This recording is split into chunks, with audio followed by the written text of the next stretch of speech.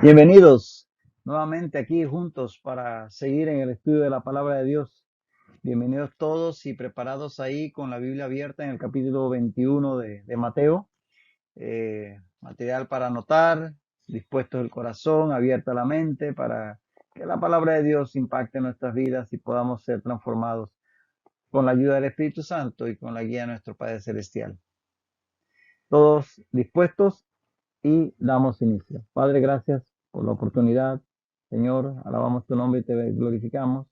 Y Señor, ponemos en tus manos este tiempo para que tu Espíritu Santo nos guíe a través de tu verdad y que podamos caminar en ella. En el nombre de Jesús. Amén. Así es. Estamos en Mateo 21, como ya adelantábamos. Comenzamos en la sesión pasada a considerar este texto y vamos a continuar ahí donde nos quedamos y vamos sin más a dar inicio leyendo el mismo. Cuando se acercaron a Jerusalén y vinieron a Betfagé, al monte de los olivos, Jesús envió 2 discípulos diciéndole: Id a la aldea que está enfrente de vosotros y luego hallaréis una asna atada y un pollino con ella. Desatadla y traédmelos. Y si alguien os dijere algo, decid: el Señor los necesita, y luego los enviará. Todo esto aconteció para que se cumpliese lo dicho por el profeta cuando dijo: Decid a la hija de Sión: he aquí tu rey viene a ti, manso y sentado sobre un asna, sobre un pollino, hijo de animal de carga. Y los discípulos fueron e hicieron como Jesús les mandó, y trajeron el asna y el pollino, y pusieron sobre ellos sus mantos, y él se sentó encima. Y la multitud, que era muy numerosa, tendía sus mantos en el camino, y otros cortaban ramas de los árboles y las tendían en el camino. Y la gente que iba delante y la que iba detrás aclamaba diciendo: Hosana al Hijo de David, bendito el que viene en el nombre del Señor, Hosana en las alturas. Cuando entró él en Jerusalén, toda la ciudad se conmovió diciendo: ¿Quién es este? Y la gente decía: Este es Jesús, el profeta de Nazaret de Galilea. Habíamos quedado en este punto en la ocasión pasada, cuando Jesús encarga a 2 de sus discípulos que vayan a Betfagé y busquen el pollino con su madre y que pues si alguien le dice algo, les diga que si el Señor los necesita. Perdón. Y dice aquí Mateo, escribiendo inspirado por el Espíritu Santo, que todo esto aconteció para que se cumpliese lo dicho por el profeta cuando dijo. Fíjate, ya esto lo venimos afirmando desde los primeros capítulos de Mateo, cuando comenzamos este estudio hace ya, como decíamos, más de 3 años. Y de hecho hicimos una recopilación de todas estas profecías, que Mateo es el evangelista que más se esfuerza por presentar las profecías del Antiguo Testamento cumplidas en Jesús. Siempre, como él está, su principal público, sus principales lectores para quien preparó su evangelio originalmente, aunque el Señor lo ha usado para generaciones y generaciones de todos los lugares del mundo, originalmente fue principalmente para los judíos. Y de hecho se dice que el Evangelio de Mateo originalmente fue escrito en hebreo, lo dicen los padres de la iglesia, los que vinieron después de los apóstoles, y posteriormente fue traducido al griego. Bueno, Mateo, escribiendo para los judíos, hace ver siempre el cumplimiento de las profecías mesiánicas por parte de Jesús, para demostrar a su pueblo, Mateo era judío, ustedes lo saben, que Jesús era el Mesías, que las profecías que hablaba el Antiguo Testamento se cumplían en Jesús. Y eso ya hemos hablado, como decíamos, al principio del estudio de este Evangelio. Ahora, como muchas otras cosas que Jesús hacía y en las cuales él estaba prácticamente cumpliendo con algunas profecías, muchas veces no eran del todo comprendidas por los mismos discípulos. Juan 12:16 afirma que los discípulos no comprendieron esta profecía que se cumplía en este momento en Jesús, sino hasta después de la resurrección del mismo. Fíjate cómo dice Juan 12:16 a raíz de todo este tema del pollino, del asno y todo esto. Dice: estas cosas no las entendieron sus discípulos al principio. Pero cuando Jesús fue glorificado, entonces se acordaron de que estas cosas estaban escritas acerca de él y de que se las habían hecho. O sea que Jesús estaba cumpliendo delante de ellos la profecía bíblica. Y obviamente en su momento ellos no lo comprendieron. Como muchas veces nos sucede, que no comprendemos completamente las cosas que Dios hace delante de nuestros propios ojos, pero el Espíritu Santo nos va guiando poco a poco. Y siempre debemos estar sensibles en la parte espiritual para poder ver y la mano de Dios ciertamente cumplirse en nuestras vidas. Y dice que el texto que ahí cita Mateo es: decid a la hija de Sión, he aquí tu rey viene a ti manso y sentado sobre una asna, sobre un pollino, hijo de animal de carga. Es como vierte Mateo la profecía que en ese momento estaba cumpliendo Jesús ahí al entrar a Jerusalén sobre un asno. Y la profecía a la cual se refiere Mateo es Zacarías 9:9. Puedes buscar Zacarías 9:9 y dice: alégrate mucho, hija de Sión, da voces de júbilo, hija de Jerusalén. He aquí tu rey vendrá a ti, justo y salvador, humilde y cabalgando sobre un asno, sobre un pollino, hijo de asna. Ese es el texto de Zacarías 9:9 que cita Mateo aquí en su capítulo 21 y que definitivamente está cumpliendo la profecía mesiánica a Jesús en ese momento al entrar en Jerusalén. Aquí dice que decid a la hija de Sión. ¿A qué se refiere a la hija de Sión? Se refiere a Jerusalén, es decir, la ciudad asentada sobre el monte de Sión. A eso se refiere el término la hija de Sión. O sea, decid a Jerusalén, o decir obviamente a los habitantes de Jerusalén, porque obviamente la ciudad como tal es un ente impersonal, pero se habla de Jerusalén por referirse a sus habitantes. Entonces, la hija de Sión es Jerusalén. Tu rey, dice, y obviamente se refiere a su propio rey, o sea, el rey de ellos, no un rey extraño, porque vendrán otros reyes, como vinieron los Seleucidas con Antíoco Epífanes y anteriormente Nabucodonosor y todos estos reyes, el mismo Sennacherib que era rey de Asiria que intentó tomarla, vinieron a Jerusalén y después vendrán los emperadores romanos. El general Pompeyo primero y posteriormente el general Tito y su hijo Vespasiano y su hijo Tito, que van a tomar a Jerusalén. Pero ese no era su rey, es su rey, es tu rey, el rey de Jerusalén, el que viene a ellos. A eso aquí se refiere cuando dice la profecía, tu rey viene a ti, es decir, el rey que es tu rey, viene a ti. Y ese término viene a ti implica que viene a ellos para su beneficio, o sea, viene a ellos para beneficiarles, y no viene a ellos para hacerles daño, no viene a ellos para hacerles la guerra, viene para su beneficio, viene a ti. Es el término original en que está escrito, tiene una idea de alguien que viene a mí, pero para beneficiarme, no para hacerme daño. Y viene a ti manso, porque declara su carácter apacible, como el mismo Jesús. Pocas veces Jesús se refirió a su propio carácter, pero una de las pocas veces que lo hizo está en Mateo 11:29, que ya lo hemos estudiado en su momento. Mateo 11:29 dice que aprended de mí, que soy manso y humilde de corazón. Jesús tenía un carácter manso y humilde. Y ese carácter se refleja en el que viene cabalgando sobre un animal como es un burro, que es un animal asociado con una persona mansa, una persona pacífica. Y dice sobre un pollino, sobre un pollino hijo de animal de carga. Lo declara aquí Mateo, precisamente como decíamos, haciendo referencia a la profecía mesiánica de Zacarías 9:9. Y eso indica que viene en son de paz, viene en son de paz, puesto que como vamos a ver, estos eran animales, esta cabalgadura era asociada con un rey o un líder que viene en son de paz. Por cierto, con respecto a lo de hija de Sión, es un término como ya mencionamos que se refiere a Jerusalén. Hay un texto que también sería interesante de leer para ver cómo este término se refiere siempre a Jerusalén, que está en Isaías 62:11.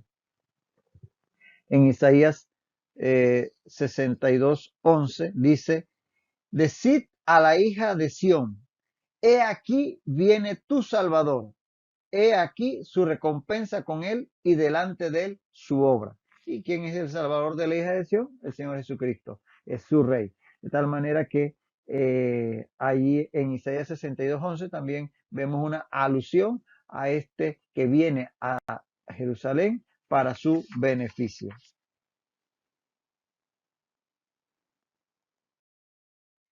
Ahora, en cuanto a lo que viene, en cuanto al hecho de que venía montado en un asno, en un pollino, una comparación entre dos tipos de cabalgadura típicas de la antigüedad, el asno o el caballo.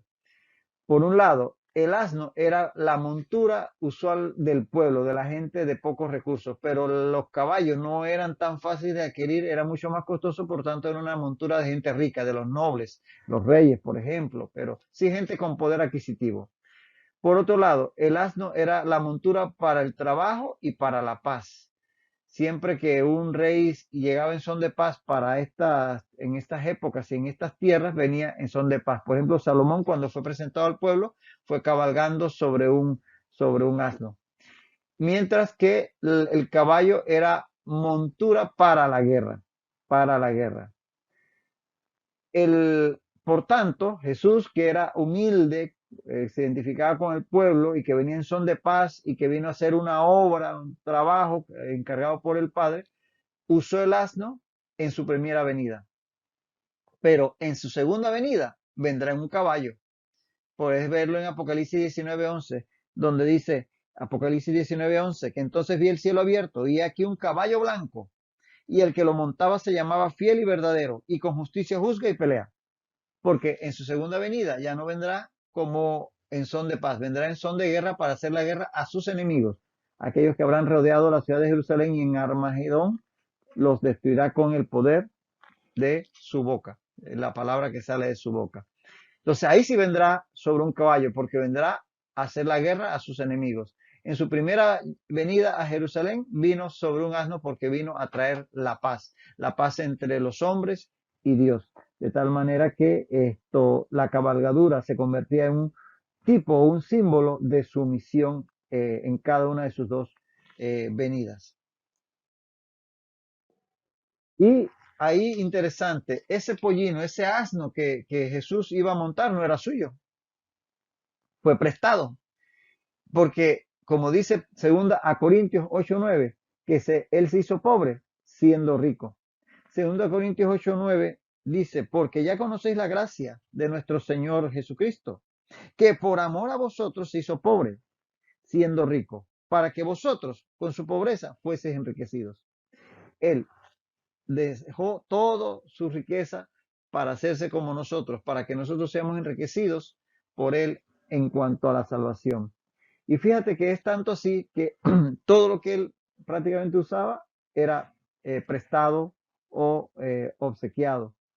Él nació en un pesebre prestado.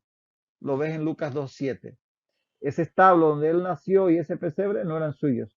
Ahí tuvo que nacer porque no había ni siquiera lugar para él en el mesón, en un pesebre prestado. Él pernoctaba, es decir, durante su ministerio, él descansaba en casas prestadas, como la de Pedro en Capernaum. En Mateo 8:14 dice que cuando aquellos discípulos le preguntaron dónde mora, dice que él no tenía ni dónde recostar la cabeza, porque no tenía un lecho propio, no tenía una casa propia donde descansar. Sin embargo, en casa de personas como Pedro, él podía descansar. Él enseñó, por ejemplo, desde una barca prestada, porque cuando se agolpó la multitud alrededor de él en orillas del mar de Galilea, le pidió a Pedro la barca, subió a la barca y desde la barca enseñaba. Tenía un púlpito prestado, por decirlo así. Eso lo lees en Mateo 13:2. Él montó, como estamos viendo en este caso en Mateo 21:2 y 3, en un asno prestado. No era de él. Y celebró la Pascua, o la va a celebrar, como veremos más adelante, en una habitación prestada, como vamos a ver más adelante en Mateo 26. El aposento alto le fue prestado. Y finalmente fue sepultado en una tumba prestada. y realmente prestada porque no la necesitaba por más de 3 días. Así que fue prestada temporalmente. Juan 19:41. Entonces vemos que en todos estos ejemplos vemos ese carácter de Jesús, de que nunca tuvo nada suyo. De hecho, lo único que podía considerarse suyo, su manto, se le fue arrebatado cuando fue crucificado. Y dice que lo sortearon, se lo sortearon los soldados entre ellos. Entonces, Jesús nos da ese ejemplo de alguien que se desprende de todo lo que tiene, siendo dueño de todo, para precisamente beneficio de otros, que es el carácter de Cristo y que al cual el Señor nos llama a ser imitadores. Es decir, cada día ser más desprendidos. No es que no tengamos derecho a tener nada, todo lo contrario, el Señor nos da para nuestras necesidades y a veces hasta más, pero la idea es que haya en nosotros esa actitud de Cristo, de que sencillamente no se aferró a nada material y todo lo que tuvo, lo tuvo prestado. Y prácticamente eso también nos enseña que lo que vamos a necesitar, Dios de alguna manera nos los va a dar. Jesús no andaba por ahí pidiendo limosna, ni pidiendo donaciones, ni pidiendo y clamando. No, las personas de por sí eran generosas con él para lo que él necesitaba, porque él tampoco acaparaba nada para sí mismo. Esto habla mucho del carácter que debemos tener los creyentes. De verdad que Jesucristo nos da ejemplo en lo más mínimo día a día. Dice, y los discípulos fueron e hicieron como Jesús les mandó, y trajeron el asna y el pollino, y pusieron sobre ellos sus mantos, y él se sentó encima. Fíjate que los discípulos obedientemente hicieron como Jesús le indicó, como debemos hacerlos todos. Si Jesús nos da una directriz, cumplirla. Ellos hicieron así, fueron cumplidos con lo que el Señor les indicó. Y Marcos 14:4 agrega en el pasaje paralelo que encontraron el pollino atado en un recodo del camino afuera de una puerta. Míralo como dice Marcos 11:4. Dice, fueron y hallaron el pollino atado afuera a la puerta, en el recodo del camino. Entonces, ahí hay detalles un poquito más específicos que agrega Marcos, posiblemente descritos por Pedro. Eso nos hace suponer que uno de esos dos discípulos que fueron a buscar al pollino fue Pedro y por eso puede decir cómo fue que lo encontraron. Y como Marcos, su evangelio, su principalmente es Pedro, fuente es Pedro, probablemente por eso lo puede señalar. Ahora, según Marcos 11, 5 al 6 y Lucas 19, 33 al 34, los dueños les preguntaron que por qué lo desataban. Esto dice que, y unos de los que estaban allí le dijeron, Marcos 11, 5 al 6, unos de los que estaban allí le dijeron, ¿qué hacéis desatando el pollino? También, y también Lucas lo recoge.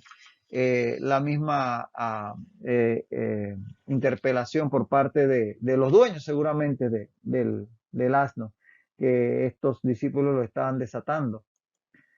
Y los discípulos les respondieron como Jesús les había indicado. Y ellos, como dice el texto de tanto de Marcos como de Lucas, les permitieron llevárselo sin poner objeciones.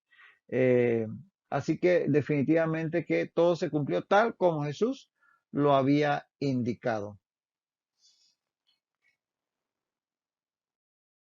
Y los discípulos entonces trajeron ambos animales a Jesús, como lo dice aquí en el texto, y hicieron como Jesús les mandó, y trajeron el asna y el pollino, la madre y el hijo.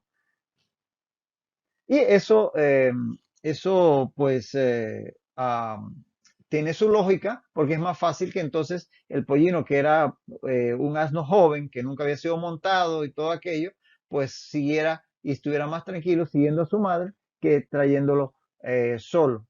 Así que eso de que viniera con la madre tiene su lógica. Entonces vemos que dice que los discípulos le pusieron encima del pollino sus mantos a modo de cabalgadura, como el que pone una silla de montar. Y a la vez ayudaron a Jesús a subirlo, a subir encima del pollino, como dice Lucas 19:35, que dice que habiendo echado sus mantos sobre el pollino, subieron a Jesús encima. Así que Jesús se sentó encima de los mantos. Aquí cuando Mateo dice que pusieron sobre ellos, o sea, sobre sus mantos, en realidad obviamente lo hicieron sobre el pollino. Si lo hicieron sobre la madre, sobre el asna, para que poder llevar ahí otras cosas, no lo sabemos, pero realmente es claro que Jesús montó específicamente en el pollino. Lo dice Marcos 11:7, también Lucas 19:35 y Juan 12:4. Todos coinciden que Jesús montó el pollino. Es imposible de toda imposibilidad que Jesús se montara en el pollino y en el asna a la vez. Es lógico, ¿no? No se puede montar en dos cabalgaduras al mismo tiempo. Entonces, cuando dice que se sentó encima, a pesar de que Mateo describe que pusieron mantos sobre en ellos, sugiere que en ambos, pero obviamente el Jesús se montó encima del pollino y en eso coinciden tanto Marcos, Lucas como Juan, que fue en el pollino en donde se sentó y se sentó encima de los mantos. Así es. Ahora, aquí algo interesante, porque Mateo no describe lo que acontece cuando Jesús va a cruzar del Monte de los Olivos hacia Jerusalén. Mateo directamente pasa de aquí a la entrada en la ciudad de Jerusalén, pero Lucas 19, 41 al 44, puedes buscarlo y tenerlo ahí preparado. Sí habla de la actitud de Jesús cuando desde el monte de los olivos visualiza la ciudad de Jerusalén. Dice Lucas 19, 41 al 44 que cuando Jesús vio la ciudad de Jerusalén desde el monte de los olivos, se lamentó por lo ciega que estaba a la gran bendición que le era ofrecida. Fíjate cómo lo declara Lucas 19, 41 al 44. Y cuando llegó cerca de la ciudad, al verla, lloró sobre ella diciendo, oh, si también tú conocieses, a lo menos en este tu día, lo que es para tu paz, mas ahora está encubierto de tus ojos, porque vendrán días sobre ti cuando tus enemigos te rodearán con vallado y te sitiarán, y por todas partes te estrecharán, y te derribarán a tierra, y a tus hijos dentro de ti, y no dejarán en ti piedra sobre piedra, por cuanto no conociste el tiempo de tu visitación. Ahí vemos una palabra muy, muy dura de parte de Jesús. Él está ofreciendo el reino al pueblo de Israel, pero ellos, dice Jesús, no conocieron el día de su visitación, lo que era para su paz. Si ellos hubieran aceptado a Jesús como Mesías, si lo hubieran aceptado como nación desde las autoridades civiles y religiosas, el reino estaba ante ellos y era para ellos, pero lo rechazaron. Y Jesús proféticamente lo sabía. Además, él profetizó de el asedio y la destrucción que sería a la que sería sometida la ciudad de Jerusalén. Eso fue quizás lo que más le embargó de dolor. Y esto definitivamente que fue cumplido en el año 70 después de Cristo a manos del Imperio Romano. Dice que no dejarán piedra sobre piedra y literalmente así fue. En el año 70 Roma había sido rodeada debido a sus actitudes de rebeldía a Jerusalén, perdón, había sido rodeada debido a las actitudes de rebelión contra Roma. Ya Judea había sido tomada desde el tiempo del general Pompeyo como una provincia romana, pero en el año 70 después de Cristo ellos se rebelan y entonces viene el general Vespasiano, que después fue el emperador y finalmente como tuvo que irse a Roma para tomar el trono, deja a su hijo Tito, que es el que finalmente toma la ciudad de Jerusalén en el año 70-71 después de Cristo, y dice que no dejó piedra sobre piedra. Incluso en el templo que lo destruyeron, las piedras las desmontaban porque el calor del incendio con que se quemó derritió objetos de oro y para sacar el oro que se veía entre las piedras de las paredes, las desmontaron para que se cumpliera igual la profecía. Eso ocurrió en el año 70, cumpliendo lo que Jesús, como dice aquí Lucas 19, 41 y 44, antes de entrar a Jerusalén, expresó con dolor en su corazón de lo que venía sobre Jerusalén. Y interesante, esto lo dice Jesús desde el Monte de los Olivos, ya cuando va a enfrentar a Jerusalén, cuando va a bajar hacia Jerusalén, viendo viendo a Jerusalén desde el Monte de los Olivos. Y interesante porque si aquí está Jerusalén, aquí está el torrente Cedrón, Jesús viene bajando por la cuesta del Monte de los Olivos cuando ve a Jerusalén y profetiza esto sobre ellos y de cómo la ciudad va a ser tomada por sus enemigos en su día, como decíamos los romanos en el año 70. Es interesante que cuando Roma, el ejército romano, rodea Jerusalén para conquistarla o para someterla, dado que se había rebelado contra el imperio, las legiones romanas se ubicaron alrededor de Jerusalén, tanto en su lado occidental como en su lado oriental. Y las legiones que estuvieron ubicadas en el área oriental estuvieron establecidas sobre el Monte de los Olivos, de tal manera que la visión que tuvo Jesús desde el Monte de los Olivos sobre Jerusalén es la misma que iban a tener esas legiones romanas cuando se ubicaran para rodear y tomar Jerusalén, cumpliendo la profecía que Jesucristo estaba declarando aquel día en que iba a entrar en Jerusalén sobre el pollino. Desde el mismo punto, desde el Monte de los Olivos, la misma visión iban a tener aquellas legiones romanas en el año 70 después de Cristo. Así que esta profecía que Jesús declarara en ese día se cumpliría posteriormente. Y la multitud, dice la palabra, que era muy numerosa, tendía sus mantos en el camino, y otros cortaban ramas de los árboles y las tendían en el camino. Dice que al paso de Jesús, cuando va entrando ya a Jerusalén, se fue juntando una muy grande, una numerosa multitud, que obviamente incluiría a aquellos que venían con Jesús, sus seguidores, personas que ya lo tenían por un gran profeta y los que de verdad ya lo veían como el Mesías. Y también por otra parte, personas que estaban en Jerusalén precisamente para la Pascua. O sea que había mucha gente en Jerusalén en aquel momento que Jesús hace su entrada en Jerusalén.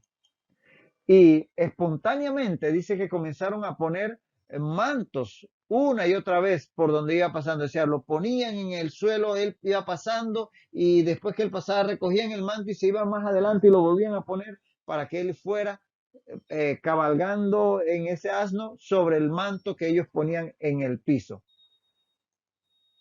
Pero aquellos que no tenían mantos o que sencillamente no se consideraban, no tenían la confianza para poner sus mantos, lo que hacían es que arrancaban ramas de los árboles que había ahí en los alrededores y ponían esos ramos en el piso para que Jesús pasara sobre ellos. Es como allanando el camino. De allí el nombre que se le da a esta fecha dentro del ciclo de las Semana de la Pasión, o también llamada Semana Santa, el Domingo de Ramos, entendiendo que fue un domingo en que el primer día de la semana que Jesús entra a Jerusalén y que hacían esta actividad de poner los ramos para que Jesús caminara sobre ellos y pudiera ir entrando.